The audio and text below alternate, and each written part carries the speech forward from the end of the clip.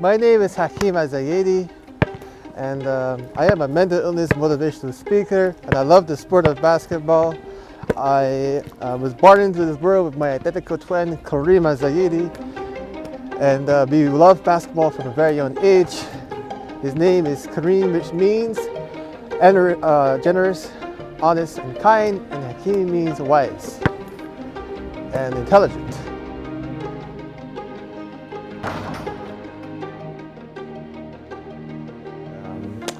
One of my childhood memories is, my family there, how they instill up my upbringing and kind of shape me into who I am today, although I was just a little kid. My grandmother, she's my, one of my biggest inspiration. May she rest easy. My grandmother used to tell me, when you walk down that street, be respectful to the people that you interact with walking down the street. Yes, sir, no, ma'am.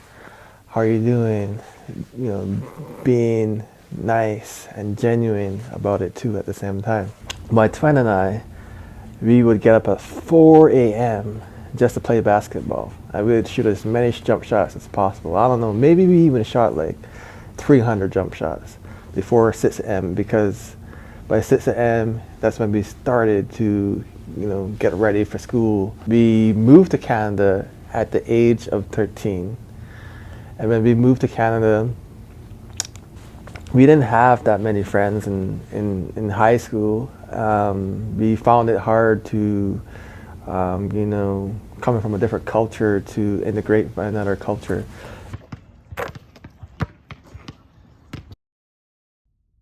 Before being diagnosed with schizophrenia, I had just graduated high school, excited. I decided I needed to move from this small town called Schizophrenia to Victoria, British Columbia, Canada, and I had moved into my aunt's place. I had lived in her garage. I had no issues with it because, again, I didn't have very many friends, so I didn't think anything of it. I was just trying to figure out how I can change my life. My aunt sat me down, she said, explore other interests, and I took her up on that. I applied for my L test to get a driver's license. I took swimming lessons, I started working out, I started eating healthier foods. A lot of my eating habits have changed for the better. Unfortunately, I was taking on too much. I was working at Pizza Hut. I was a customer service representative, and eventually things started to happen that were unusual. My aunt, she saw that I was doing things that was not of myself. I started becoming paranoid. I thought the TV was talking to me. I thought I had $1 million in my back pocket. I thought I couldn't even trust my aunt. I thought the world was listening on my conversations on my phone. People were spying on me. The unfortunate thing about my illness, it escalated to the point that I was unable to do my job correctly and eventually let go from Pizza Hut.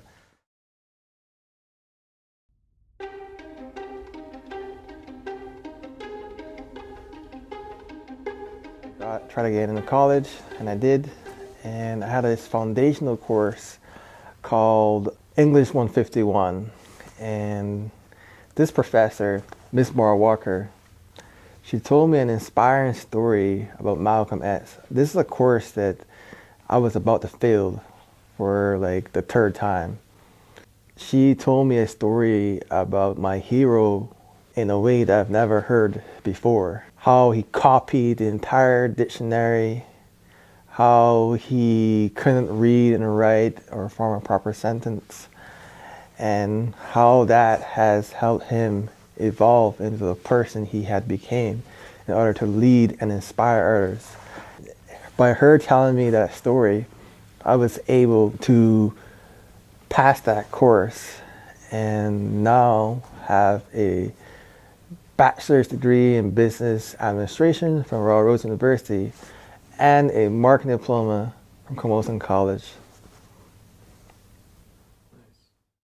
The other people that inspire me are pro athletes, specifically basketball, we're talking NBA. The three GOATs, in my opinion, and don't get on my case for this. This is just my opinion. I love basketball. I think they're all great. In no particular order, Kobe Bryant, Michael Jordan, and LeBron James. LeBron James is my absolutely favorite player because I grew up watching him with my identical twin Kareem from a very, very young age. And for him to continuing to do what he's doing now,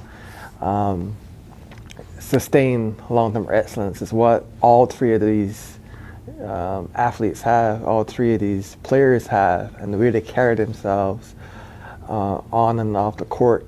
I'm going to quote Kobe Bryant here.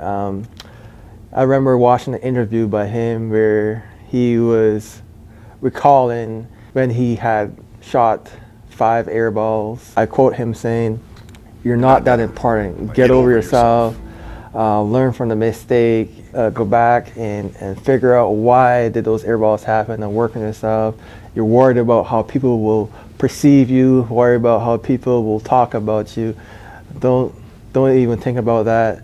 Just think about how can I look at that mistake and fix it." For LeBron to come from a fatherless home to being a teenager, 18 years old, with a lot of responsibilities, with a spotlight on him from a very young age is very inspiring, that he still carries himself a certain way and he still was able to continue to strive for excellence each and every day. Like, you win one championship, you go for another championship, and you keep going. Like, you put in the work each and every day, and that's where my slogan comes from. Just watching interviews of my favorite player, LeBron. Stay humble, stay in the moment, stay hungry, stay resilient, stay on task, stay focused, because like, we all have long-term goals, but sometimes to get that market diploma, that degree, whether it's a setback, of trying to get those things, and it take you like 7 years in my case to get my diploma, and what's the next goal for you? Just keep honing in on your skill set and growing and building from there.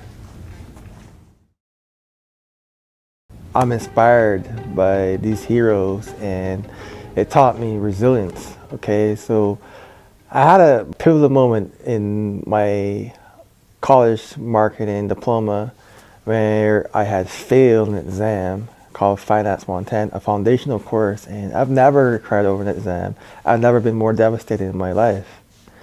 I studied, I did all the extra questions, I did the extra readings, I even had a tutor. I was only taking 2 courses. I said to myself, it's over. I will never improve. I will never get better. That's how I felt in that moment. But somehow, some way, the very next semester, I got 100%.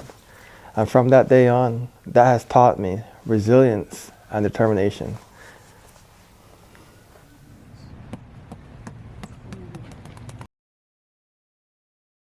The first time I've ever attended a mosque, I went to the mosque as a non-Muslim.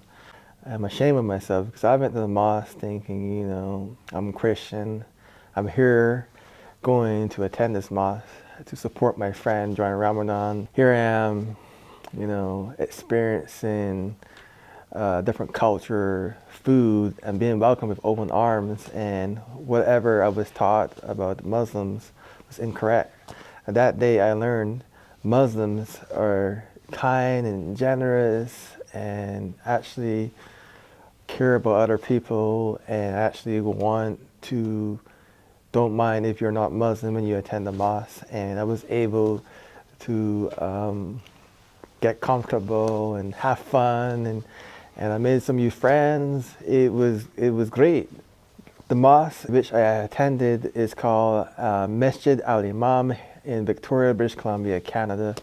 I saw the benefits my friend at the time was gaining from being Muslim. He was doing better in university. He was a straight A student. He got scholarships, but that's just the external things that I saw. The other things I saw, his character was better.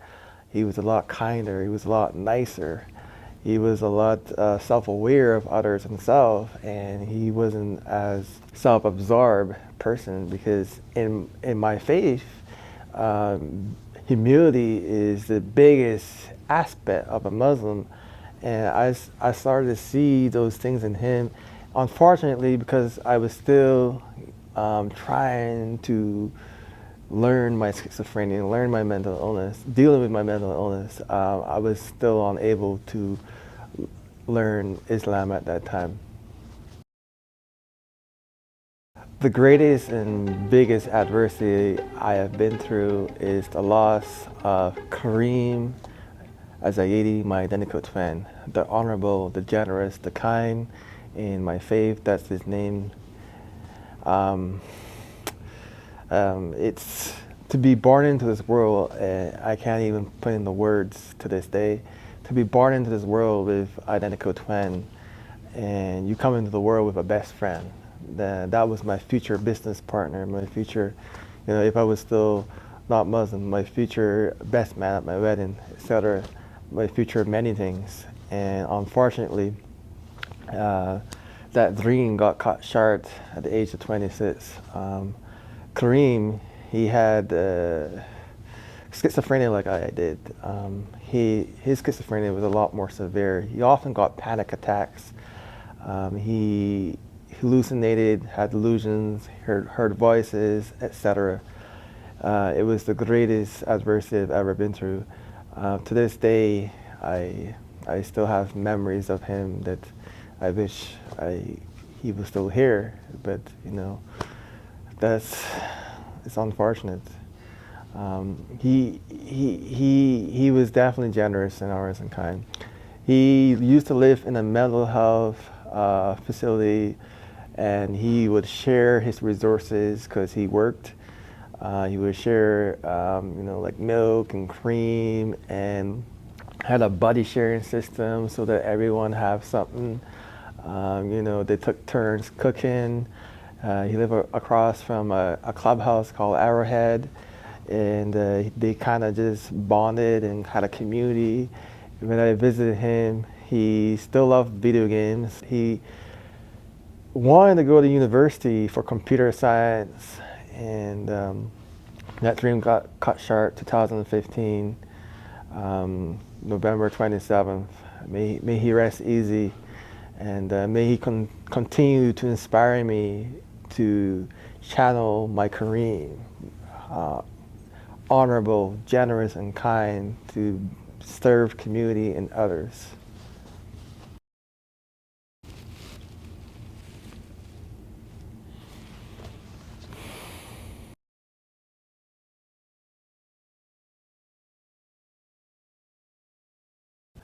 So around the time I converted to Islam, I was married, alhamdulillah, and I learned a lot about the faith beyond taking my shahada. I learned how to pray. I learned how to become cleaner. So a lot of things happened that were better for me. For example, drinking and like socially is not good for anyone, let alone a Muslim. But a person with schizophrenia, it can have a negative impact on a person. So I stopped drinking socially. And the day after I took my shahada, for some reason, somehow, some way, I've been trying to quit energy drinks. I was drinking up to about 4 of those a day. I knew it was bad, and it was bad for my health. And from that day on, my life just started getting better. I started taking better care of my health. I started taking better care of my hygiene. My hygiene was fits, which is typically poor in schizophrenia. I started learning more about human behavior and emotional intelligence, like gaslighting, Stockholm syndrome, things of that nature. So things that a person with schizophrenia like myself I've never heard before. And my overall well-being in life just got better. Unfortunately, although I was married, I wasn't going to the mosque, especially on Juma, which is Friday, because of my social anxiety, because there's certain etiquettes you have to follow when you attend a mosque. I told my wife, hey, I have social anxiety, so I never went to the mosque regularly. I wanted to be with a Muslim woman, and going to the mosque was just like another thing that I have to do in my religion. I wasn't trying to take my faith seriously, but part of it was ovulation, and typically found in schizophrenia, and the motivation to get better for Allah. I was still learning my faith. I was overwhelmed with ayahs and surahs, a chapter in the Quran, just trying to learn Arabic, just overwhelmed, and reflecting back. Now I know why a little bit, because as I dive in and learn more about schizophrenia, research my illness, there's this basketball I like to call, things I like to talk about metaphorically. This basketball called allogia. Allogia disrupts a person's verbal fluency and sense of speech. So when I learned that, looking back, I understand why I felt overwhelmed by trying to get better for Allah. And my faith is what drives me to be a better person, to serve community and others, and uplift and empower others. There's a beauty in trials, beauty in blessing of Allah's trials.